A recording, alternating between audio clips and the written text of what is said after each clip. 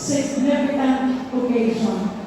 And for us, if we look at the strata of Davao, the status of Davao del Norte, we should be proud that we are part in the entire working of Davao region in the latest capturing assignment during the 2024 National Schools Press Conference, of which Davao del Norte plays a pivotal role in capturing such status, and that this activity continues to be our support to the entire direction of Davao region for now to be abundant and honor in any endeavor.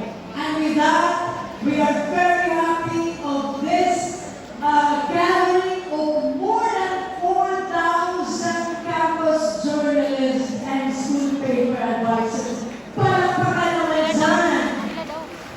And reflecting on that achievement, we want that each of you will celebrate in the same way that